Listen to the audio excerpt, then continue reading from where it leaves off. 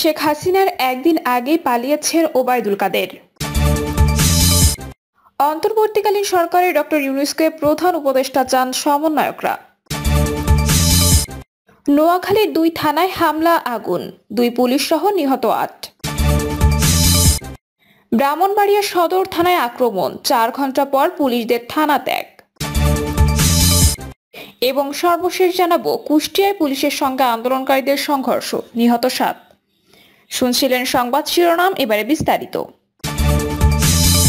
শেখ হাসিনার একদিন আগেই পালিয়েছেন ওবায়দুল কাদের। বৈষম্য বিরোধী ছাত্র আন্দোলন ঘিরে প্রচন্ড চাপের মুখে প্রধানমন্ত্রীর পদ থেকে পদত্যাগের পর ভারতের রাজধানী দিল্লিতে গেছেন আওয়ামী লীগের সভাপতি শেখ হাসিনা। সেখান থেকে যুক্তরাজ্য যাওয়ার কথা রয়েছে তার, তবে রাজনৈতিক মহলের প্রশ্ন উঠেছে দলের সাধারণ সম্পাদক ওবায়দুল কাদের কোথায়। জানা গেছে শেখ হাসিনার একদিন আগেই পালিয়েছেন ওবায়দুল কাদের। সূত্র মতে গত শনিবার বিকেল থেকে আওয়ামী লীগ সাধারণ সম্পাদক গা ঢাকা দিয়েছেন। জাতীয় নির্বাচনের পর থেকে প্রতিদিন মিডিয়ার সামনে কথা বললেও বৈষম্য বিরোধী ছাত্র আন্দোলনে শেষ মুহূর্তে মিডিয়ার কথা কম বলতে দেখা যায় তাকে। গত শনিবার ধানমন্ডিতে আওয়ামী লীগ সভাপতি শেখ হাসিনার রাজনৈতিক কার্যালয়ে আয়োজিত সংবাদ সম্মেলনে শেষবারের মতো কথা বলেন ওবায়দুল কাদের। তাকে কোথাও দেখা যায়নি। আরেকটি সূত্র বলছে আওয়ামী লীগ সাধারণ সম্পাদক এবং সড়ক পরিবহন ও সেতুমন্ত্রী ওবায়দুল কাদের রোববার রাতে দেশ ত্যাগ করেছেন। তিনি বর্তমানে সিঙ্গাপুর রয়েছেন। তবে অন্য একটি সূত্র বলছে ওবায়দুল কাদের বর্তমানে নয়াদিল্লিতে অবস্থান করছেন। অন্তর্বর্তীকালীন সরকারে ডক্টর ইউনূসকে প্রধান উপদেষ্টা চান সমন্বয়করা। নোবেল বিজয়ী অধ্যাপক ডক্টর মোহাম্মদ ইউনূসকে প্রধান উপদেষ্টা করে অন্তর্বর্তীকালীন সরকার গঠনের রূপরেখা দিয়েছেন বৈষম্য বিরোধী ছাত্র আন্দোলনের সমন্বয়করা। ভিডিও বার্তায় নাহিদ হাসান বলেন, অন্তর্বর্তীকালীন সরকার গঠনের রূপরেখা দিতে আমরা 24 ঘন্টা সময় নিয়েছিলাম, কিন্তু জরুরি পরিস্থিতি বিবেচনায় এখনই রূপরেখা ঘোষণা করছি। আমরা সিদ্ধান্ত নিয়েছি ডক্টর মোহাম্মদ ইউনূসকে প্রধান উপদেষ্টা করে ছাত্র নাগরিক অভ্যুত্থানের অন্তর্বর্তীকালীন সরকার গঠন করা হবে। তার সঙ্গে আমাদের কথা হয়েছে, তিনি দায়িত্ব নিতে সম্মত হয়েছেন। তিনি বলেন, রাষ্ট্রপতির কাছে অনুরোধ থাকবে ডক্টর মোহাম্মদ ইউনূসকে প্রধান উপদেষ্টা করে অন্তর্বর্তীকালীন সরকার গঠন করা হোক। অন্তর্বর্তীকালীন সরকারের বাকি সদস্যদের নামও আমরা সকালের মধ্যে ঘোষণা করব। আমরা সকালের মধ্যে সরকার গঠনের প্রক্রিয়া দেখতে চাই। নাহিদ ইসলাম আরো বলেন, প্রিয় মুক্তিকামী ছাত্র জনতা, আমরা দেখতে পাচ্ছি আমাদের এ অভ্যুত্থান ও বিপ্লবের পরই অরাজকতা নাশকতা করছে ফ্যাসিস্ট এবং তাদের দোসররা। আমরা দেখতে পাচ্ছি বিভিন্ন জায়গায় গোলাগুলি চলছে, মন্দিরে হামলা হচ্ছে এবং নাশকতা ও লুটপাট চলছে।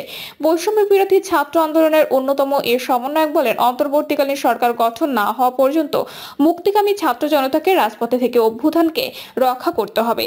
ছাত্র জনতার প্রস্তাব ছাড়া কোনো ধরনের সরকার মেনে নেওয়া হবে না। আমরা আগেও বলেছি, সেনা শাসিত সরকার অথবা সেনা সমর্থিত সরকার অথবা ফ্যাসিস্টদের দোসরদের কোনো বি টিম সরকার, কোনো গণবিরোধী সরকার মেনে নেওয়া হবে না। নোয়াখালীর 2 থানায় হামলা, আগুন, 2 পুলিশ সহ নিহত 8। নোয়াখালীর সোনাইমুড়ি ও চাটখিল থানায় হামলা, অগ্নিসংযোগ করা হয়েছে।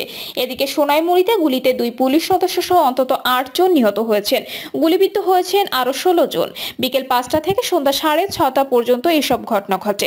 সোনাইমুড়ি থানা সূত্রে জানা যায়, প্রধানমন্ত্রী পদত্যাগের পর আন্দোলনকারীরা উল্লাস চলাকালে সোনাইমুড়ি থানায় ঢিল ছুড়ে ও হামলা করে। পরে পরিস্থিতি নিয়ন্ত্রণে আনতে পুলিশ তাদের লক্ষ্য করে গুলি ছোড়ে। এতে পুলিশের গুলিতে কয়েকজন নিহত হয়। পরে বিক্ষুব্ধ জনতা সোনাইমুড়ি থানায় আগুন দেয়। এতে পুলিশের ওই সদস্য নিহত হয়। এ সময় সোনাইমুড়ি থানার গাড়ি ও মোটরসাইকেল সহ অফিসের বিভিন্ন কাগজপত্র পুড়ে যায়। চাটখিলের বাসিন্দাদের সঙ্গে কথা বলে জানা গেছে, বিকেল 5টার দিকে এক দল বিক্ষোভকারী চাটখিল থানায় হামলা চালান। থানা ভবনের ভেতরে প্রায় প্রতিটি কক্ষে হামলা ভাঙচুরের পর অগ্নিসংযোগ করা হয়। স্থানীয় একজন বাসিন্দা বলেন, হামলার সময় থানার ভেতরে আটকে পড়েন পুলিশের 3 সদস্য। তারা ছাদে গিয়ে আশ্রয় নেন। পরে বিক্ষোভকারীদের কয়েকজন তাদের উদ্ধার করেন। হামলাকারীরা থানার কম্পাউন্ডে থাকা যুব উন্নয়ন অধিদপ্তরের ভ্রাম্যমাণ কম্পিউটার প্রশিক্ষণের একটি গাড়িও পুড়িয়ে দেয়। নোয়াখালী 250 শয্যা বিশিষ্ট জেনারেল হাসপাতালের জরুরি বিভাগের চিকিৎসক মোহাম্মদ শাকিল বলেন, সোনাইমুড়ি থেকে গুলিবিদ্ধ 3 জনের লাশ হাসপাতালে আনা হয়। গুলিবিদ্ধ অবস্থান বেশ কিছু মানুষ চিকিৎসাধীন। কিছু মর্ধেও এন্ট্রি না করেই স্বজনরা নিয়ে যায়। ব্রাহ্মণবাড়িয়া সদর থানায় আক্রমণ, 4 ঘন্টা পর পুলিশদের থানা ত্যাগ। সরকার পদত্যাগের ঘটনায় ব্রাহ্মণবাড়িয়ার বিজয় উল্লাসকালে সদর থানায় আক্রমণ করেছে আন্দোলনকারীরা। ভাঙচুর, অগ্নিকাণ্ড ঘটিয়ে পুলিশের সামনেই করেছে লুটপাট। সরেজমিনে দেখা যায় সারা বাংলাদেশের ন্যায় ব্রাহ্মণবাড়িয়ায়ও চলছিল বিজয় উল্লাস। বিকেল 4টায় মিছিলে উল্লারত একটি দল ক্রোধান্বিত হয়ে ব্রাহ্মণবাড়িয়া সদর থানায় আক্রমণ করে। এ সময় ব্রাহ্মণবাড়িয়া সদর থানার ওসি আসলাম হোসেন সহ থানার অন্যান্য পুলিশ সদস্যরা থানা ভবনে অবস্থান করেছিলেন। আক্রমণকালে মাইক দিয়ে থানায় আক্রমণ করার কথা জানায়। মাইকে ঘোষণা দেওয়া হয়, আপনারা কেউ থানায় আক্রমণ করবেন না, আপনাদের মিছিল চালিয়ে যান, পুলিশ আপনাদের বন্ধু। কিন্তু আক্রমণকারীরা এই কথায় তোয়াক্কা না করে থানায় ভাঙচুর করে এবং আগুন লাগিয়ে দেয়।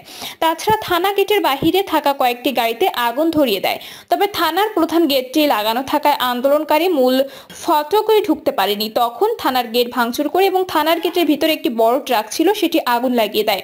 এরপরই আক্রমণকারীদের হাত থেকে নিজের আত্মরক্ষার্থে থানার ভিতর থেকে একদিকে পুলিশ ফাঁকা গুলি ছুড়ে আর অন্যদিকে আন্দোলনকারীরা পুলিশদের উদ্দেশ্যে ইটপাটকেল নিক্ষেপ করে। এতে বেশ কয়েকজন আহত হওয়ার শঙ্কা রয়েছে। এক পর্যায়ে সেনাবাহিনীর 4 থেকে 5টি দল সদর থানায় আসে এবং পরিস্থিতি নিয়ন্ত্রণে আনে। তখন সেনাবাহিনীর একজন সদস্য আন্দোলনকারীদের শান্ত করতে থানা মাইকে ঘোষণা দিচ্ছিল। তিনি বলছিলেন, আমি সেনাবাহিনীর একজন সদস্য বলছি, দয়া করে কেউ আর থানায় হামলা করবেন না। ইতিমধ্যে বাংলাদেশ সেনাবাহিনী দায়িত্ব নিয়েছে। এক পর্যায়ে আন্দোলনকারীরা পুলিশ থানা ত্যাগ করার সুযোগ দিলে সদর থানার ওসি আসলাম হোসেনের নেতৃত্বে থানায় আটকে থাকা পুলিশ রাত 8:30টায় থানা থেকে বেরিয়ে যায়। এক পর্যায়ে আন্দোলনকারীরা থানার ভেতরে কয়েকটি স্থানে আগুন লাগায় এবং কিছু পুলিশ সদস্যদের সামনেই লুটপাট করে। স্থানীয়রা বলেছেন, ব্রাহ্মণবাড়িয়া সদর থানার পুলিশের প্রতি শহরবাসী ক্ষুব্ধ। সেই ক্ষোভ থেকেই আন্দোলনকারী পুলিশের উপর আক্রমণ করেছে। তবে আন্দোলনকারীদের মধ্যে অনেকেই থানা রক্ষা করার চেষ্টা করেছে। ব্রাহ্মণবাড়িয়া সদর থানার ভারপ্রাপ্ত কর্মকর্তা মোহাম্মদ আসলাম হোসেন বলেন, শতাধিক লোক থানায় আটকে ছিলাম, বারবার মাইক দিয়ে আন্দোলনকারীদের হামলা করতে মানা করেছি। এক পর্যায়ে তারা থানায় আগুন লাগিয়ে দিচ্ছিল এবং থানার গেট ভেঙে ভিতরে প্রবেশ করার চেষ্টা করছিল। তখন আত্মরক্ষার্থে ফাঁকা গুলি ছোড়া হয়েছে। রাত 8টায় থানা থেকে পুলিশ সদস্যদের নিয়ে বের হতে পেরেছি। কুষ্টিয়ায় পুলিশের সঙ্গে আন্দোলনকারীদের সংঘর্ষ, নিহত 7। কুষ্টিয়া শহরে আন্দোলনকারীদের সঙ্গে পুলিশের সংঘর্ষে 7 জন গুলিবিদ্ধ হয়ে নিহত হয়েছেন।